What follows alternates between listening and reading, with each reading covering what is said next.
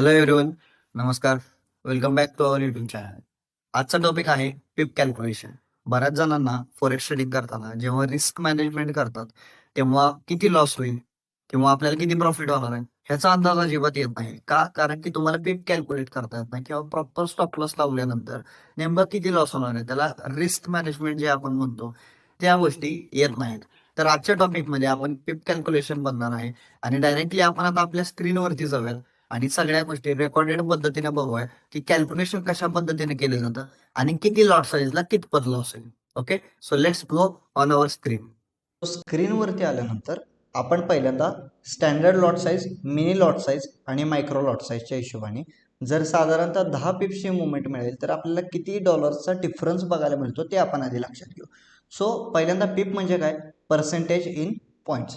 So lot size आपले 3 असतात. Standard म्हणजे 1 लॉट साईज, मिनी म्हणजे 0.1 लॉट साईज आणि तसेच मायक्रो म्हणजे 0.01 लॉट साईज. आता समजा 3 लोक बसलेले आहेत आणि 3 लोकांनी पहिल्याने 1 लॉटचा ट्रेड एक्झिक्यूट केला, दुसऱ्याने 0.1चा ट्रेड एक्झिक्यूट केला आणि तिसऱ्याने 0.01 लॉटचा ट्रेड एक्झिक्यूट केला आणि तिघांनी सेम स्क्रिप्टमध्ये ट्रेड केलं. Script in the sense same करन्सीमध्ये किंवा सेम कमोडिटीमध्ये ट्रेड केला आणि त्यांना 10 पिपची मुवमेंट मिळाली. सो ज्या व्यक्तीने 1 स्टँडर्ड लॉट घेतलेला आहे त्या व्यक्तीला $100ची मुवमेंट मिळेल. ती पॉझिटिव्ह पण असू शकते, ती निगेटिव्ह पण असू शकते. ज्या व्यक्तीने मिनी लॉट साईजने ट्रेड केलेला आहे त्या व्यक्तीला 10 पिप्समध्ये $10ची मुवमेंट मिळणार. तसंच ज्या व्यक्तीने 0.01 लॉट साईजची मुवमेंट लॉट साईज घेतलेली आहे त्या व्यक्तीला $1ची मुवमेंट मिळणार आहे. आता कसं आहे, ज्याने स्टँडर्ड लॉट साईज घेतले त्याला 100. ओके, सो ज्याने 0.01 घेतलंय म्हणजेच 100 पटीने ज्याला कमी भेटलंय, कमी लॉट साईज घेतलेली आहे त्याला नक्कीच त्याची मुवमेंट पण 100 पटीने कमी भेटेल. ओके, तर आता मेन मुद्दा हा आहे की बाबा हे जे पिप्स आपण कॅल्क्युलेट करतो, इथं उदाहरणासाठी मी तुम्हाला 10 पिप्स दिलेलं आहे. तशाच पद्धतीनं इथं जर 12 पिप्सची मुवमेंट मिळाली असती तर इथं $120ची मुवमेंट झाली असती, इथं $12ची मुवमेंट झाली असती आणि इथं $1.2ची मुवमेंट आपल्याला इथं बघायला मिळाली असती. इथं 12 पिप्स होणार आणि इथं 12 पिप्स होणार. ओके, सो या हिशोबाने आपल्याला मुवमेंट चेक करू शकतो. आता मुद्दा हा आहे की सर आम्हाला ही कॅल्क्युलेशन माहिती आहे बट आम्हाला नेमकं पिप्सच कॅल्क्युलेट करता येत नाही. तर मी तुम्हाला एक शॉर्टकट पण सांगेल आणि एक प्रॉपर फॉर्म्युल्याच्या हिशोबाने पण सांगेल. सो फॉर्म्युला जर आपण इथं बघितला, what is formula? Higher price minus lower price, आपल्याला पिपचा डिफरन्स भेटेल. सो आता समजा चार्टवरती, समजा आता युरो USDच्या चार्टवरती आपण आलो आणि लेट्स से मी दोन समजा एक रॅन्डम सपोर्ट आणि रेजिस्टन्स आखले. सो दोन रॅन्डम सपोर्ट आणि रेजिस्टन्स समजा मी बघितले. सो दोन्ही लाईन्स काय आहेत? 1.04253 आणि 1.04083. तर आपल्याला काय करायचं आहे, कॅल्क्युलेटर घ्यायचं आहे. ह्याच्यामध्ये 1.04253 मायनस 1.04083 हे आपल्याला सबस्ट्रॅक्शन करायचं आहे, higher price minus lower price, आणि आपल्याला इथे 0.0017 असं उत्तर येत आहे. तर मित्रांनो ह्याच्यामध्ये हा जो पॉईंट आहे तो आपल्याला 5व्या डिजिटच्या पुढे टाकायचा आहे. काय करायचं, इथनं हा पॉईंट जो आहे का नाही, हा काय करणार आहे आपण 5व्या डिजिटच्या पुढे टाकणार. म्हणजे अर्थात किती पॉईंटचा डिफरन्स आला? 17 पॉईंटचा आपल्याला इथं डिफरन्स भेटला. म्हणजे अर्थातच 17 पिप्सचा डिफरन्स आहे.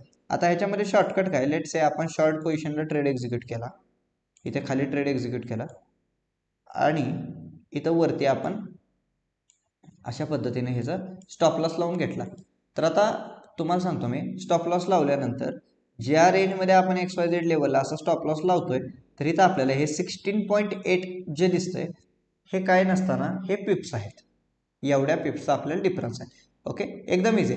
लेट से आपण दुसरीकडे कुठेतरी आपण स्टॉप लॉस लावायला ट्राय करू. लेट से आपण इथं स्टॉप लॉस लावला. ओके, या वरच्या रेंजमध्ये मी स्टॉप लॉस लावला, खालच्या रेंजमध्ये मी टार्गेट लावलं. अशा पद्धतीने काही मुवमेंट आपल्याला भेटले, असं आपण एक एक्झाम्पल घेऊयात. सो इथे आता हे बघा, इथे समजा मी कर्सर नेला. ओके, इथे कर्सर नेला तर इथं तुम्ही चेक करू शकता, इथे तुम्हाला 10.2 असं दिसतंय. तर ह्याच्यामध्ये जो गॅप आहे तो 10 पिप्स आहे. आणि तशाच पद्धतीनं खालच्या बाजूला जर आपण चेक केलं, ओके, प्रॉफिट साईडला जर आपण चेक केलं तर आपल्याला जवळपास 38.9 पिप्सचा आपल्याला टार्गेट बघायला भेटतंय. सो अशा पद्धतीनं पण तुम्ही पिप कॅल्क्युलेशन करू शकता. नसेल तुम्ही दोन्ही रेंजच्या मधला तुम्ही डिफरन्स काढू शकता. लेट्स से आपण आता गोल्डवरती जाऊया. ओके, आता सपोज गोल्डवरती मी आलो आणि इथे एक रॅन्डम 2 लाईन्स काढून घेतल्या मी. आता ह्याच्यामध्ये आपण काय करू,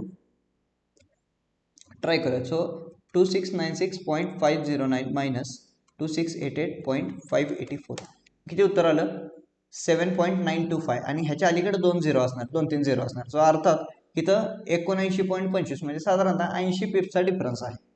ओके, एकदम सिंपल आहे, जास्त अजिबात तुम्हाला काय स्ट्रेस घ्यायची आवश्यकता नाही. आता लेट्स से आता मगाशी आपण युरो USD मध्ये एक एक्झाम्पल घेतलं, ज्याच्यामध्ये आपण हा ट्रेड एक्झिक्यूट केला असं एक उदाहरण घेतलं. ओके, सो इथे तुम्हाला किती पिप्सचा स्टॉप लॉस होता, 10.2. ओके, आता लॉट साईज कशा पद्धतीने कॅल्क्युलेट करायची ते पण मी तुम्हाला दाखवतो. आता सपोज तुमचा बॅलन्स म्हणजे ट्रेडिंग बॅलन्स तुमचा समजा रॅन्डम आहे, 163 USD ने ट्रेड करताय तुम्ही आणि साधारणतः $4 पेक्षा जास्त लॉस घ्यायचा नाही, किंवा लेट्स से 3% लॉस पाहिजे तुम्हाला. आता स्टॉप लॉस किती पिपचे आले, 10.2. सो इथं आपण 10.2 टाकायचा आणि इथं खाली करन्सी पेअर चॉईस करायची. आता इथं इतर करन्सीज पण आहे, लाईक GBP USD आहे, USD CHF आहे, किंवा USD CAD आहे. सो इतर करन्सीजमध्ये पण तुम्ही ट्रेड एक्झिक्यूट करू शकता आणि तशा पद्धतीने लॉट साईज कॅल्क्युलेशन करू शकता. आता तर आपण युरो USD मध्ये करतोय, त्यामुळे युरो USD ठेवायत आणि कॅल्क्युलेटवरती क्लिक करा. आता कॅल्क्युलेटवरती क्लिक केल्यानंतर $163 3% म्हणजे $4.89 हे आपल्याला कन्फर्म होते की एकदा आपण बघूयात कॅल्क्युलेटरवर. सो मॅच होत आहे 4.89 आणि 4.89 म्हणजे काय, आपला जरी स्टॉप लॉस गेला तरी आपल्याला $4.89 पेक्षा जास्त लॉस आपल्याला अजिबात होणार नाही. आणि खालच्या बाजूला आपल्याला सांगितले त्यांनी किती लॉट साईज घ्यायची. सो लॉट साईज किती घ्यायला सांगितले, 0.04. हे 8-9 आहे ना पुढचं, ते रिजेक्ट करायचं, म्हणजे ते निग्लेक्ट करायचं, ते नाही घ्यायचं, कारण की तेवढं प्रिसाईज आपण लॉट साईज नाही टाकू शकणार. आपण 0.04 लॉट साईज घेऊ शकतो, अन्यथा 0.05 घेतली तरी पण चालेल. फक्त इथं काय 4.89च्या जागी $5 लॉस होईल, त्यापेक्षा जास्त फरक पडणार. आता हे बघा, तुम्ही पर्सेंटेज चेंज करा, 3% जागी 5% रिस्क घ्यायची, तर परत तुम्ही 10.2 पिप्सचा स्टॉप लॉस लावतो युरो USD मध्ये. कॅल्क्युलेट केलं किती आला आता, 8.15 बरोबर. 163 भागिले 100 गुणिले 5% जर केला आपल्याला 8.15 येते, म्हणजे तेवढ्याच डॉलरचा आपल्याला लॉस होणार. आणि खालच्या बाजूला स्टँडर्ड लॉट साईजच्या हिशोबाने आपण 0.08 लॉट साईज आपण घेतली पाहिजे, तरच आपल्याला $8 लॉस होईल आणि तरच आपल्याला खालचा प्रॉफिट होईल अपेक्षित प्रमाणे. ओके, सो ह्या गोष्टी जर तुम्ही फॉलो केल्या तर तुमची पिप साईज लॉट साईज कॅल्क्युलेशन आणि पिप्स कॅल्क्युलेशन अगदी बेसिक आणि खूप खूप सिम्पल टॉपिक आहे, फक्त तुम्हाला लक्षात आलं पाहिजे. आता लेट्स से आपण इथे ट्रेड एक्झिक्यूट केला, लाईक USD JPY आहे हे. ओके, इथे तुम्ही ट्रेड करायला गेलात तर असं काही नाही की बाबा न्यूमरिक्स बदलले म्हटल्यावर डायरेक्ट नाही का आणखीन काय काय मेजर गोष्टी बदलते, तर असं काय नाही. हे बघा, रॅन्डम मी हा टूल वापरल्यानंतर मी इथं झूम केल्यानंतर मला इथं लक्षात येतं स्टॉप लॉस किती पिप्सचा लागला, 6.1, आणि खाली टार्गेट कितीच लागलं, 22.8. आता लेट से आपण हे जे डिटेल्स आहेत ते आपण लॉट साईज कॅल्क्युलेशनमध्ये इथं टाकून बघूया. आता 5% रिस्क घ्यायचे, 6.1चा आपला हे आहे स्टॉप लॉस आहे, आणि आपण USD JPY मध्ये ट्रेड करतोय. सो इथनं मी करन्सी बदलली आणि इथं आपल्याला त्यांची करंट प्राइस टाकायला लावली. सो 154.762. काही करन्सीजमध्ये हे करावं लागेल तुम्हाला, काही करन्सीजमध्ये करावं नाही लागणार. कॅल्क्युलेट म्हटलं किती लॉट साईज सांगितले, 0.2. मॅक्स लॉस किती आहे, 8.15. सेम लॉस राहिला ना. उद्या समजा मी हे 10% जर केलं तरी पण चालण्यासारखं आहे. लॉट साईज बघा डायरेक्ट डबल झाली 0.4, स्टॉप लॉस पण बदलला. उद्या मी समजा हे केलं 3%, 3%पेक्षा जास्त रिस्क घ्यायची नाही, परत बदललं बघा 4.91. समजा बॅलन्स बदलला, जास्त केला, समजा बॅलन्स 2016 असेल किंवा 2056 हा माझा बॅलन्स आहे, ट्रेडिंग बॅलन्स आहे. परत कॅल्क्युलेट करा, 1.5 आले, 1.56 घेऊ शकता तुम्ही इझिली, $61 लॉस होईल. सो तुमच्या लॉट साईजच्या हिशोबाने तुम्ही ट्रेड एक्झिक्यूट करू शकताय.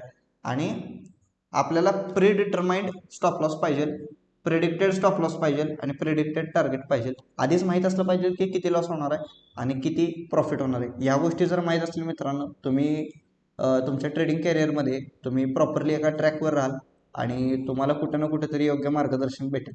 Okay, so thank you for watching the video. I hope तुम्हाला व्हिडिओ व्यवस्थित पद्धतीने समजला असेल. तुम्हाला पिप कॅल्क्युलेशन नावाची जी कन्सेप्ट आहे त्याच्या बाबतीत सर्व शंका दूर झाल्या असतील अशा मी अपेक्षा ठेवतो. आणि तुम्ही तुमच्या रेग्युलर ट्रेडिंग लाईफमध्ये तुम्ही या गोष्टी इम्प्लिमेंट करा, जेणेकरून तुम्हाला जो प्रेडिक्टेड लॉस आहे तेवढाच होईल, त्याच्यापेक्षा जास्त लॉस तुम्हाला होणार नाही. So again thank you for watching the video and see you in the next content.